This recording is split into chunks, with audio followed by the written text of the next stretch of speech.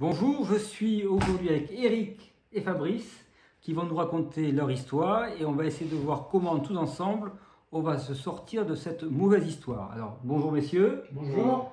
On va parler comme si on était des vieux copains, donc vous êtes libres de dire ce que vous voulez. On va peut-être commencer par votre histoire. Eric, qu'est-ce que vous pouvez nous raconter, mais 30 secondes chrono. 30 secondes chrono? Ouais, c'est compliqué. Mais on va essayer de faire court. Alors, du coup, j'ai déjà perdu 5 secondes. Alors, moi, j'ai acheté un véhicule en 2019, donc un Luigi Stepway. Pour faire court, je l'ai acheté un particulier, 11 000 euros de crédit. Un an après, des déboires, des surconsommations d'huile, des bidons d'huile, bien sûr dans le coffre pour éviter la casse moteur, et des appréhensions énormes à l'heure actuelle, puisque au tout début, la PEC était à zéro. Et comme par miracle, suite à l'action collective qu'on a commencé, elle est passée à 80%. Voilà, donc j'ai quand même encore 20% de ma poche et il est hors de question que je les paye. Mais je suis pris, comme on dit, entre le marteau et l'enclume. Voilà. Bon. Donc je sais pas quoi faire. Voilà. On va voir ce qu'on peut faire. Victime d'une casse moteur. Ouais. Le moteur a cassé. Le moteur va casser. Va casser. Voilà. Donc là on a vu votre histoire. Fabrice, alors Bien, moi, je suis l'heureux propriétaire d'un Renault Capture qui est au garage aujourd'hui. Je l'ai acheté en septembre 2019. Un peu moins de 2 ans après mon achat et un peu moins de 30 000 km parcourus, casse moteur sur l'autoroute à 130 km/h sur la voie rapide. Donc remorquage au garage. Et depuis 6 mois, plusieurs expertises ont été faites, 2 000 euros ont été dépensés de ma poche, aucune prise en charge de la part du constructeur. Et j'ai reçu un devis de 11 000 euros pour remplacer le moteur en échange standard, donc un moteur qui ne me donne aucune garantie de survie à long terme. on va peut-être revenir sur l'épisode de casse-moteur sur l'autoroute. Oui. Ça fait quelle impression? C'est très effrayant avec les enfants derrière, la femme sur le siège passager. C'est très impressionnant. Au mois de juillet, donc une autoroute très dense, dépassement d'une voiture sur autoroute, perte de puissance, passant de 130 à 80 km/h. Il faut se réfugier sur la bande d'arrêt d'urgence. Bien heureusement, l'aire d'autoroute, l'aire de repos se trouvait à 1 km, donc on a réussi à récupérer l'aire d'autoroute et à se faire dépanner, mais ça nous a causé des 4 heures de perte sur notre trajet, et puis des vacances qui ont été gâchées pour moi, puisque après c'est toutes les démarches avec le garage, les assurances, et pour essayer de se démettre de ce problème qui, à l'heure d'aujourd'hui, n'a pas trouvé de solution viable. Justement, comment se comporte Renault, Dacia, Nissan, peu importe le nom du constructeur? Est-ce qu'il est à votre écoute? Ou est-ce vous avez l'impression qu'il, dans le meilleur des cas, qu'il vous balade ou qu'il essaye de vous en papaouter? Bien, écoutez, moi je n'ai eu j'ai eu un silence radio, un mépris total du constructeur. Lors de la première expertise, mon expert a donc convoqué Renault SAS, constructeur. La convocation a été déclinée en invoquant un article du Code du commerce, une prescription de 5 ans suite à la première mise en circulation du véhicule. Or, techniquement, la casse s'est produite 10 jours avant les 5 ans. Les 5 ans. Bon, et c'était une expertise d'assurance, j'imagine, à l'époque. C'était une expertise, bien sûr, une expertise agréée, mandatée par l'assurance. D'accord, pas une expertise judiciaire à la demande du juge. Non. Nous étions encore dans une discussion, donc une expertise à l'amiable, si je puis dire, si je puis m'exprimer ainsi, afin de connaître la raison de cette casse. Et donc Renault, abonné absent. Donc Renault a décliné l'invitation, la convocation de l'expert. Ils sont venus à une autre expertise ou pas? Dès lors, Renault Retail Group, donc le concessionnaire, lors puisque l'expert, se rendant compte que le constructeur ne voulait pas assister à l'expertise, dès lors, l'expert s'est redirigé vers Renault Retail Group, qui était le concessionnaire. Et dès lors, ils ont assisté à l'expertise. Donc il y a eu une expertise contradictoire. Oui. Qu'est-ce que ça a donné? L'expertise contradictoire, j'ai une expertise unilatérale qui fait mention d'un problème intrinsèque à ce type de moteur. Ça, c'est votre expertise, ça? Une expertise, l'expertise, comment dire, unilatérale. Lorsque Renault n'est pas venu, l'expertise s'est faite de manière unilatérale par mon expert. Et donc, cette expertise conclut un problème intrinsèque de ce type de moteur, une possibilité de recours en annulation de vente pour vice caché. Et ensuite, j'ai d'autres expertises qui sont les expertises contradictoires qui concluent que la casse est due à un problème de combustion du moteur.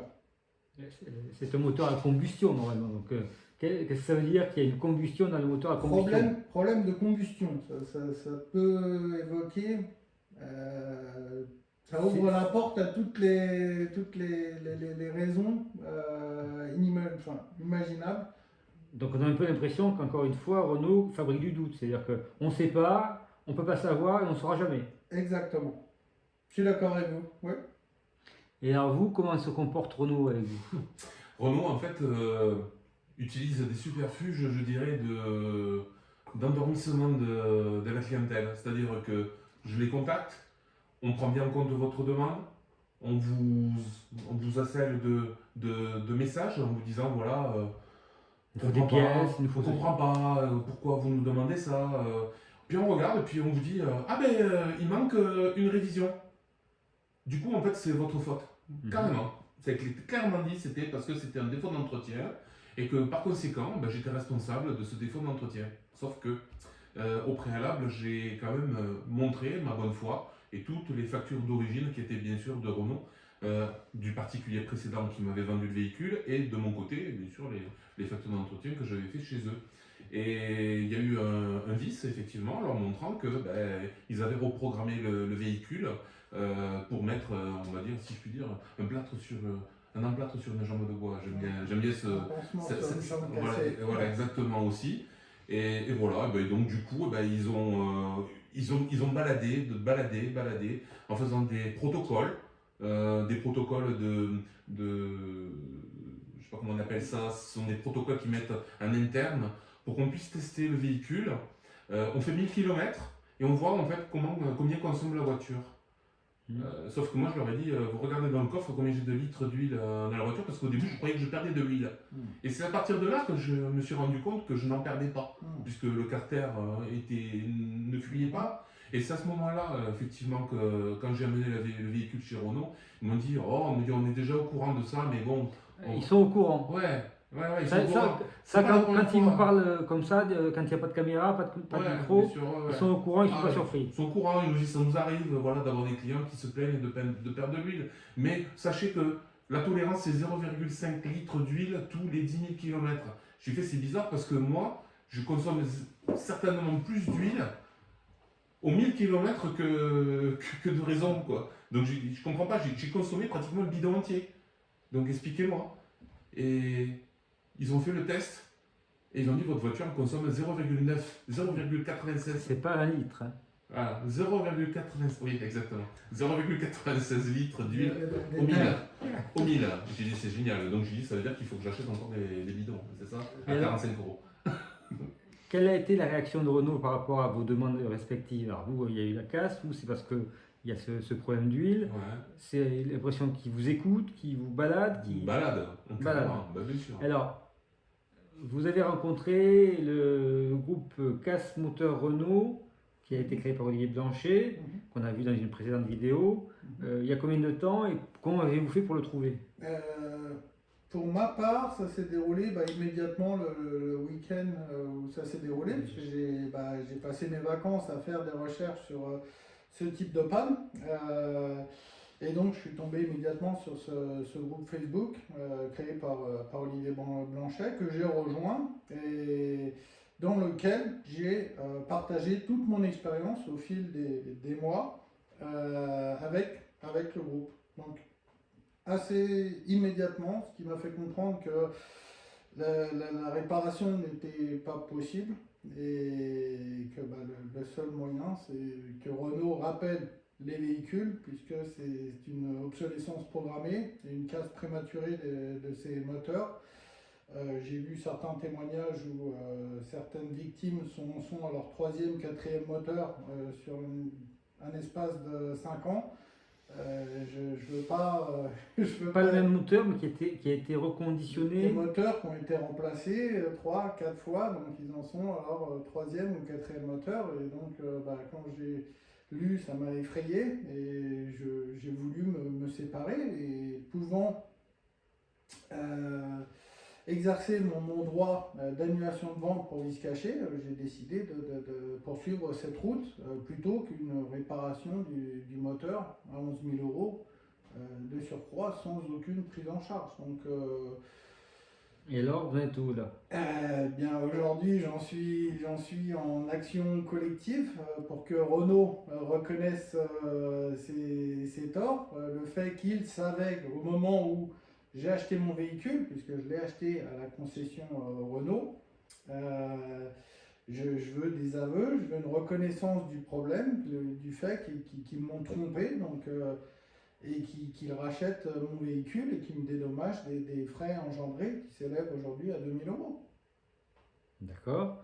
Et vous, comment êtes-vous arrivé à l'action collective alors? Comment je suis arrivé? Ben moi, j'ai cherché justement pourquoi mon véhicule il était en panne. En fait, pourquoi il commençait à créer des pannes. Et en cherchant, on cherche dans les forums, on va directement en tapant un moteur, perte d'huile, surconsommation. Tout d'un coup, sur Facebook, je tombe sur casse moteur Dacia, Renault, Nissan. Je dis qu'est-ce que c'est? Je clique dedans, je me fais inviter. Je regarde, je dis oulala. Je dis mais qu'est-ce que c'est où j'ai mis les pieds là? Et là, je vois des gens comme moi qui disent ma voiture, mon Luigi, mon Capture, mon Nissan. Mais ça vous paraissait sérieux ce qu'il y avait? Ah ben carrément quoi, mais c'est surtout que j'ai dit mais qu'est-ce qui se passe là? On est en train de découvrir le poteau rose quoi. Et, Vous êtes combien actuellement le groupe? 5500. Ouais, 5000 c'est ça ouais. 5500, ça commence à faire sérieux là aussi. Ça commence à faire du poids surtout et ça commence à montrer qu'il y a beaucoup de gens comme nous qui sont lésés quoi. D'accord. Voilà. Et donc, qu'est-ce que vous attendez vous de l'action collective? Ah ben moi j'attends de l'action collective un dédommagement, déjà d'une part, une reconnaissance des fautes, parce qu'ils mettent en danger les gens. Même s'ils disent que c'est pas vrai, voilà, donc ils sont toujours à dire c'est pas vrai, on nous a pas obligé à rappeler les véhicules, ben si, voilà, la faute. Ils n'ont pas été obligés parce qu'ils ont donné une information erronée aux autorités. Et on se rend compte en plus même en interne, avec des notes internes, et même on a des aveux des garages qui vous disent, mais on le sait, on reconnaît ça, on le sait, mais on peut pas l'écrire, mais on le reconnaît, on sait qu'ils sont en tort. Ils veulent pas. Et en plus, moi, quand on m'a donné la facture pour changer mon moteur, on m'a dit voilà, oui, le moteur est reconditionné. Mais c'est quoi reconditionné? Je sais pas moi. Ça veut dire qu'en fait, c'est un moteur qui a déjà été utilisé par un précédent client, qui a été reconditionné à neuf. C'est-à-dire, en fait, au final, j'achète un moteur d'occasion, quoi. Donc, en fait, vous me dites qu'il est neuf. Mais il est d'occasion, mon moteur? Je comprends pas. Donc, ça veut dire que moi, je vais avoir les mêmes problèmes. Ben, il m'a dit, il m'a reconnu indirectement, il se peut. Voilà. Et visiblement, il y a des gens qui ont eu des changements de moteur réalisés par Renault, à leurs frais le plus souvent. Voilà. Et malgré cela, ils ont eu de nouveaux problèmes avec ce nouveau moteur qui n'avait rien à voir avec l'ancien. Et je crois qu'Olivier Blanchet a trouvé une famille maudite, on va dire, puisque ils sont 3 membres de la famille, chacun a acheté un véhicule différent, un Renault, un Nissan, un Dacia, avec le même moteur, pas le même type de moteur, et chacun des véhicules, à des moments différents, ont eu un problème. Donc c'est vraiment pas de chance. C'est vraiment qu'il y a un problème sériel, c'est l'expression consacrée en droit qu'il faut retenir, problème sériel, qui est connu, qui est plus par Renault, qui est connu et dissimulé par Renault, ce qui fait que c'est la raison pour laquelle, dans le cadre de l'action collective que nous avons lancée, on va reprocher à Renault des infractions pénales très graves, à la fois tromperie, comme vous l'avez indiqué, et puis surtout mise en danger de la vie d'autrui, puisque l'un des enjeux, c'est que ces véhicules peuvent potentiellement être dangereux. Et on l'a vu cette semaine, ou plutôt la semaine dernière, avec le véhicule à Choisy-le-Roi, où un monsieur a eu la chance de pouvoir sortir à temps et le véhicule a brûlé et on a vu des images assez hallucinantes de ce véhicule brûlé. Évidemment, les expertises sont en cours, donc je ne dis pas que c'est la faute au problème moteur. Je constate simplement que dans sa malchance, il a eu de la chance puisqu'il était suivi par une patrouille de police et que la patrouille de police, avant que le feu ne commence, a entendu une détonation. Cette détonation, ça veut bien dire qu'il y a eu un problème mécanique quelque part, c'est pas simplement un court-circuit, et que c'est ce problème mécanique qui était certainement à l'origine de cet incendie, comme malheureusement ça peut être le cas dans d'autres cas. Et Olivier Blanchet, que nous saluons, a fait un travail de collecte d'informations passionnant, et on a déjà en plus des centaines de dossiers de casse moteurs qui sont intervenus le plus souvent sur l'autoroute, le plus souvent quand on part en vacances. Il y a aussi quelques dizaines d'incendies qui démarrent, on ne sait pas trop pourquoi ni comment, et ça pose encore une fois un problème de sécurité. Alors, est-ce que vous avez des questions qui pourraient être des questions basiques ou qui seraient nécessaires, qui sont posées souvent par les gens qui vous contactent sur Internet au sujet de l'action collective? Qu'est-ce qui revient souvent? Moi j'ai vraiment une question, c'est aujourd'hui, on me met, on va dire, le dos au mur en me disant, voilà, vous n'avez pas le choix. Vous avez une facture qui a été établie, on vous prend 80% à titre commercial, parce que la fidélité, parce que l'âge du véhicule, parce que... C'est énorme, quand j'entends ça, je dis, ouais, mais j'hallucine. Et vous avez 20% à payer de votre part. Moi, je suis le seul à travailler, mon épouse est en invalidité, on n'a pas les moyens, on a un petit budget, on calcule tout, et on a 1400 € de notre poche à sortir aujourd'hui. C'est énorme. Je me dis, mais 1400 €, ça représente mon salaire. Je dis, moi, qu'est-ce que je fais? Et alors, on me dit, il faut payer, parce que vous avez jusqu'au 22 février pour le faire. Il y a vraiment un abus de faiblesse, un abus de pouvoir. Une position dominante, on dirait. Et qu'est-ce que je fais? Voilà. Je dis, est-ce qu'il faut que je le paye? Parce que moi, j'en ai besoin de la voiture. Comment je fais aujourd'hui? Et est-ce qu'ils vous obligent à signer une transaction? Rien du tout. Ils m'ont dit, vous nous envoyez un mail pour vous dire que vous êtes OK et on lance les réparations. Voilà. J'ai eu un devis, avec un devis global et un devis avec ma part à payer.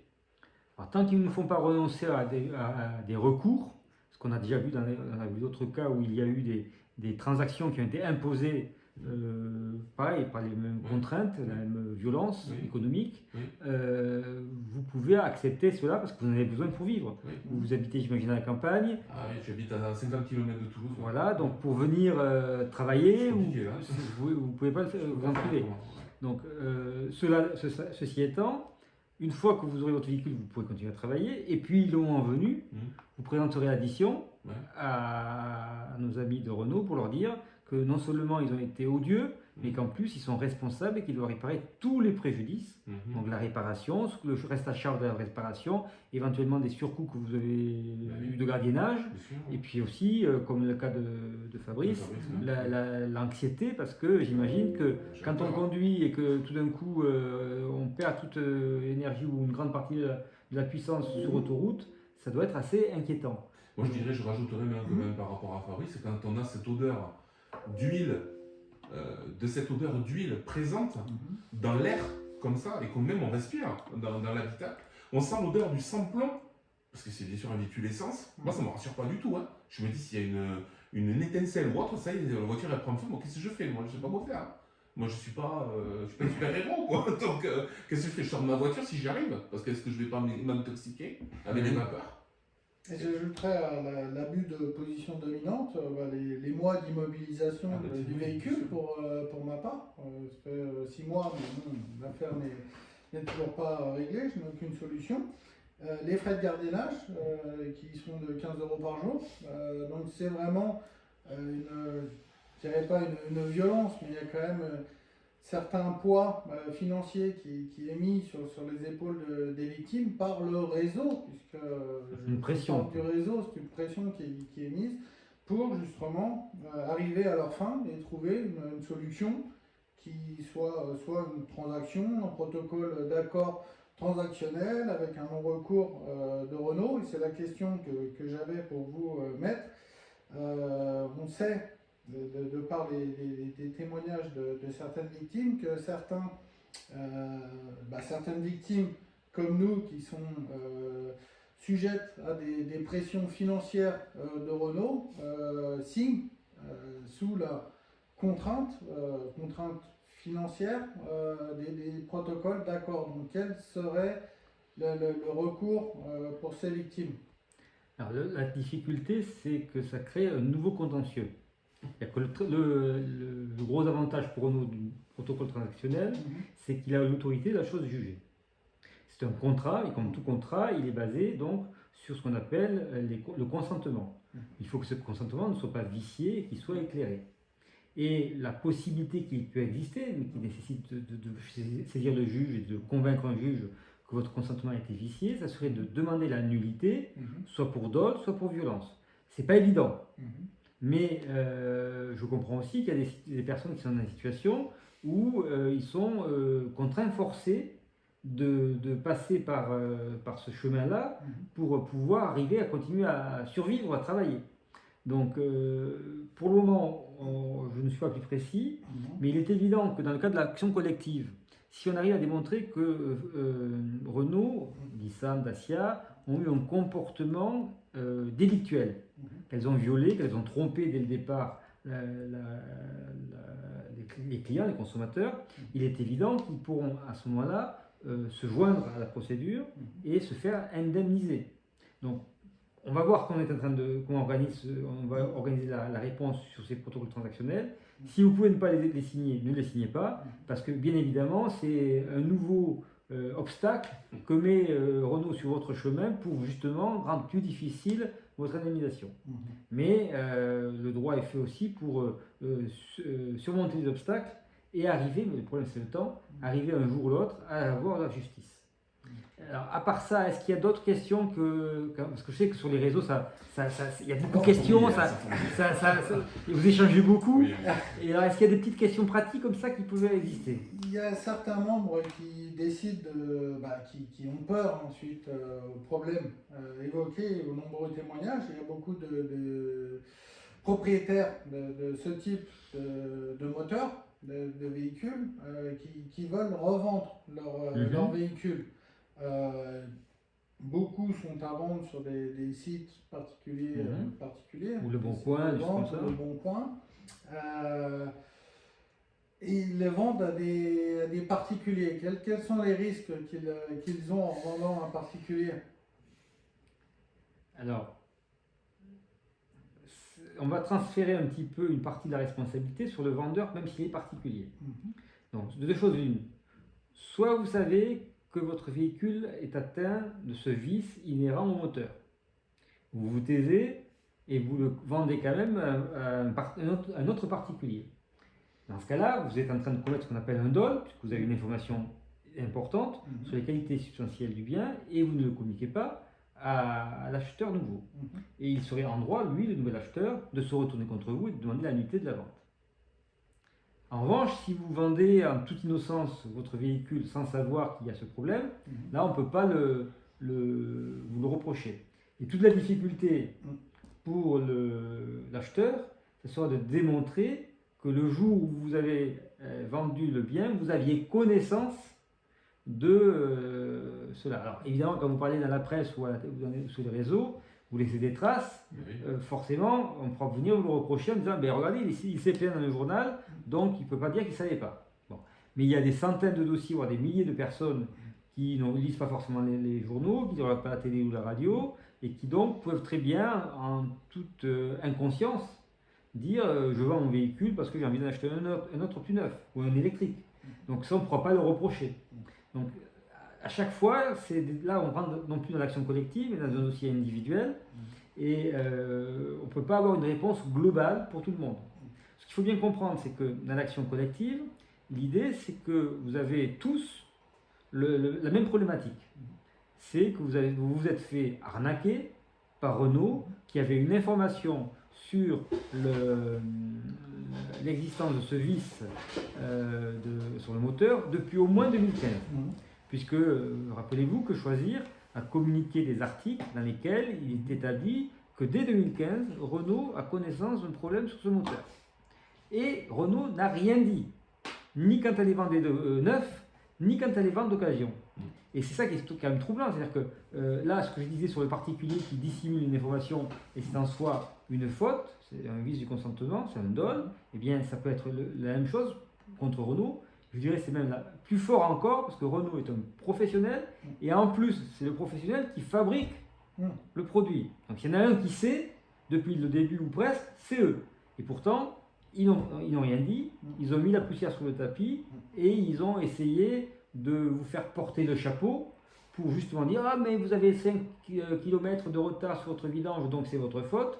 Vous avez passé la vidange par un réseau, un membre du réseau Renault, donc je n'y crois pas, c'est pas de la qualité, etc. etc.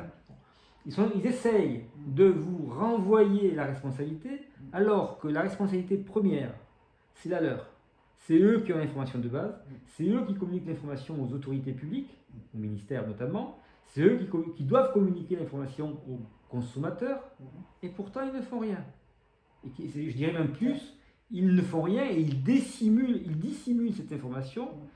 Pourquoi? Pour continuer à vendre leurs centaines de milliers de véhicules, on parle quand même de 400 000 véhicules vendus, et ils continuent à ne rien faire parce que si ils reconnaissaient leur faute, leur tromperie, ça les obligerait à rappeler tous ces véhicules, parce qu'encore une fois, l'enjeu, ce n'est pas simplement un problème de droit de la consommation, c'est un problème de la sécurité. Une sécurité du conducteur, la sécurité des passagers, et puis la sécurité de toutes les parties prenantes autour, puisqu'imaginez sur l'autoroute, si jamais vous perdez le contrôle du véhicule, vous pouvez créer un carambolage. Heureusement, ce n'est pas encore arrivé, mais faut-il attendre que ça se réalise pour qu'enfin on puisse venir chercher des poux dans la tonsure de Renault. Voilà. Et peut-être que si les dirigeants de Renault, qu'ils soient au Liban ou dans les tours de la Défense en train de compter leurs sous, eh bien, il ne faut pas qu'ils oublient qu'il y a des centaines de milliers de familles qui prennent ces véhicules tous les jours, qui sont sur les routes en permanence et qui sont maintenant peut-être dans des situations de grave danger. Et ça, bien évidemment, c'est intolérable. Est-ce qu'il y a d'autres petites questions pratiques qui vous sont souvent posées? Alterner peut-être. Voilà. Merci. Moi je pense que, et j'ai vu beaucoup de questions sur le forum concernant la protection juridique. Oui. Et je pense qu'on est tous plus ou moins couverts par la protection juridique. Et c'est pas, moi je tire pas une généralité, mais voilà, on l'est peut-être pas tous, ou c'est possible de le faire, je sais pas. Quoi qu'il en soit, moi je fais partie des chanceux qui ont pu avoir le remboursement des frais de procédure de vous mettre. Mais dans ces cas-là, il y en a qui ne l'ont pas à l'heure actuelle, qui n'ont pas le feu vert.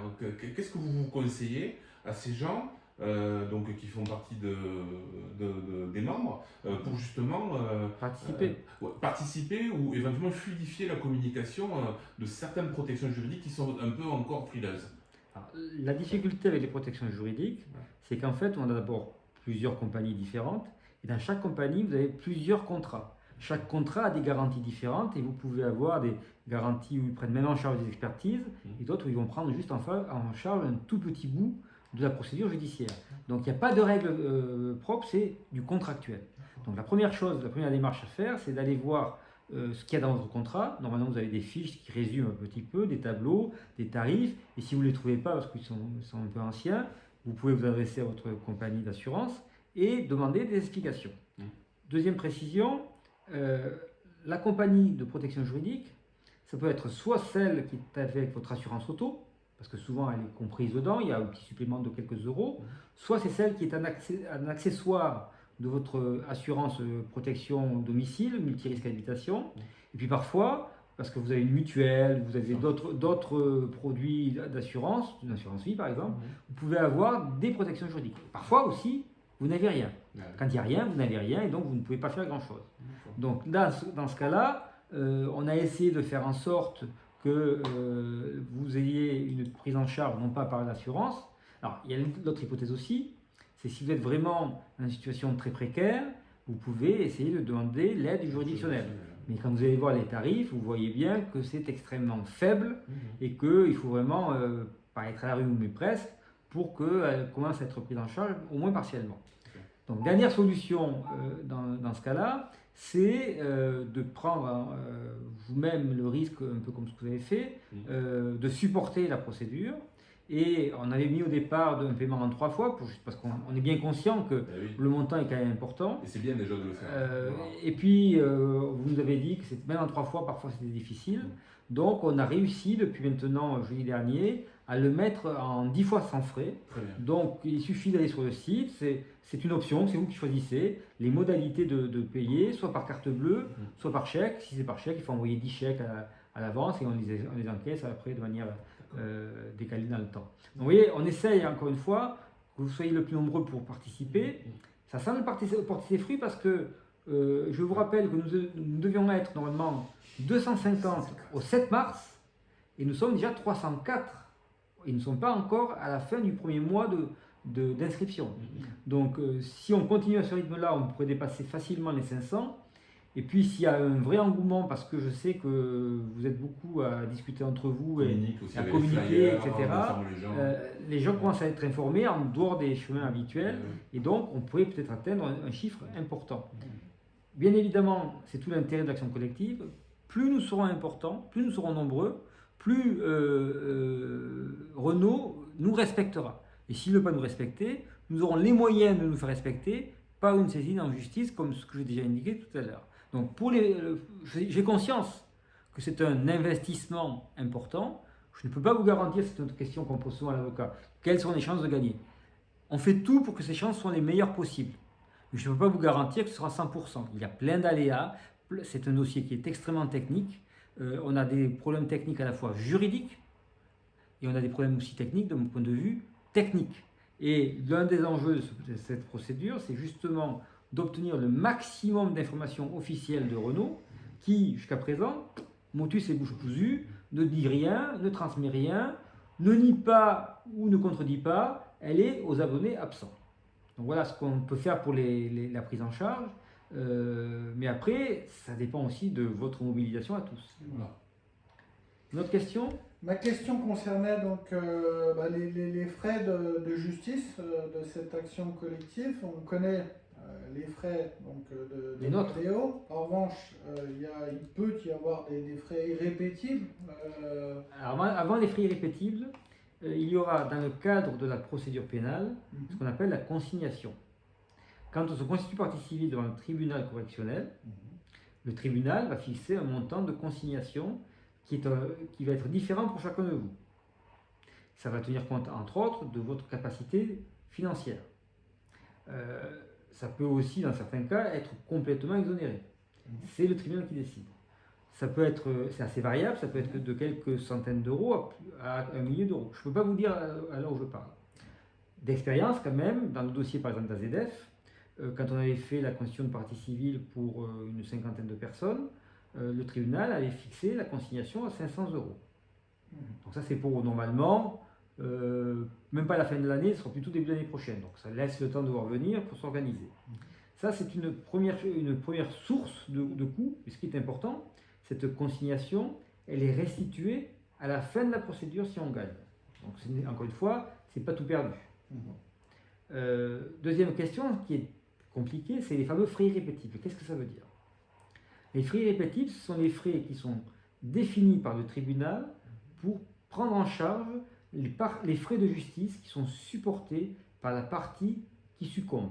Alors en français, dans le texte, et sans décodeur, si on gagne, ça veut dire que c'est Renault qui va devoir payer des frais irrépétibles, et là encore, on présentera l'addition, et c'est le tribunal qui, en fonction de son appréciation souveraine, définira combien Renault doit payer.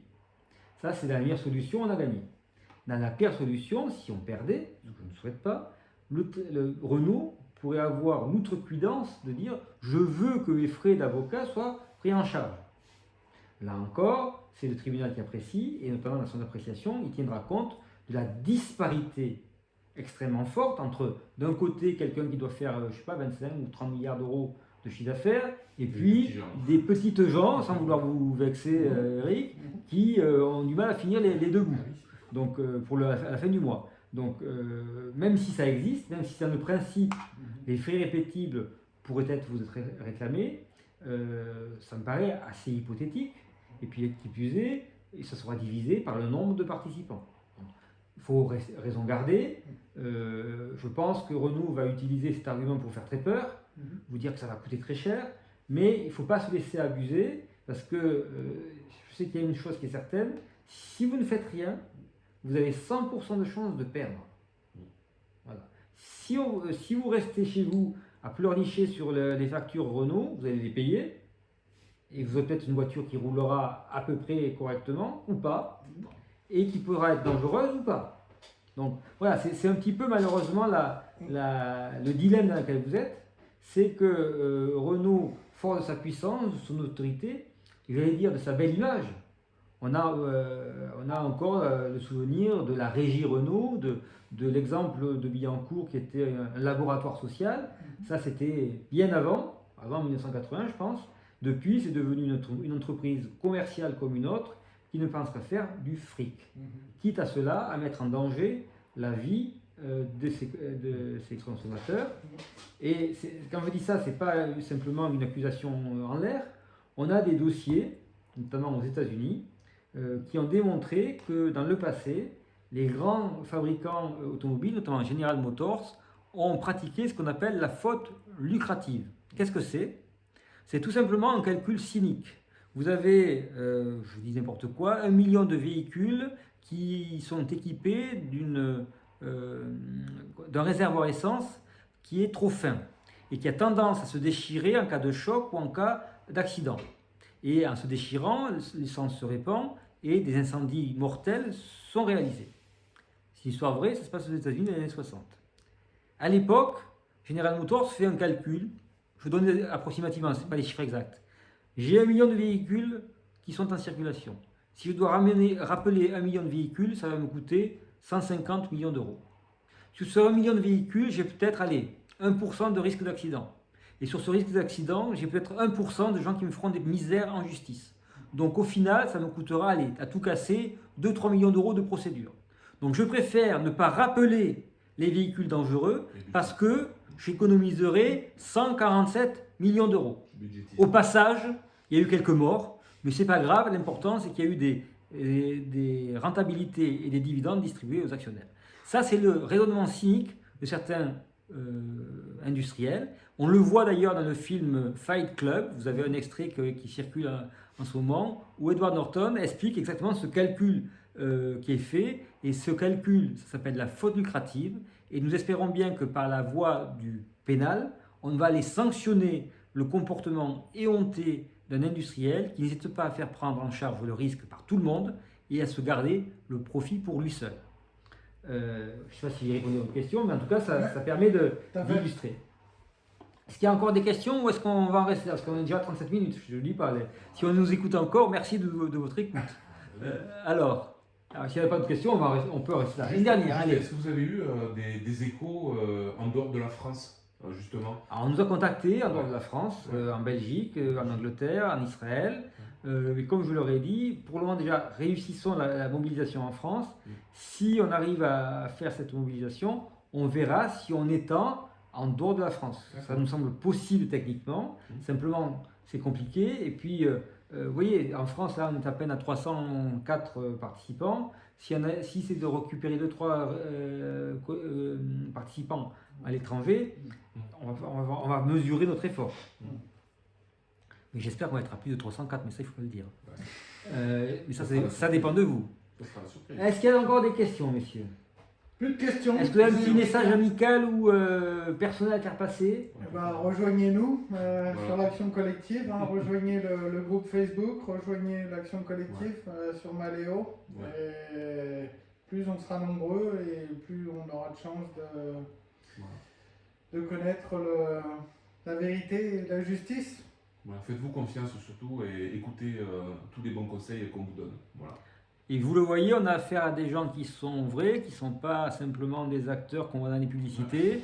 Et surtout, vous avez jusqu'au 7 mars pour vous inscrire sur myleo.legal. Normalement, le site est derrière, il apparaît dans mon dos et on se retrouve très bientôt avec peut-être un nouvel enregistrement et de nouvelles personnes. Et cette fois, on essaiera de rencontrer des femmes. Parce que, messieurs, je suis désolé, mais ça manque de femmes.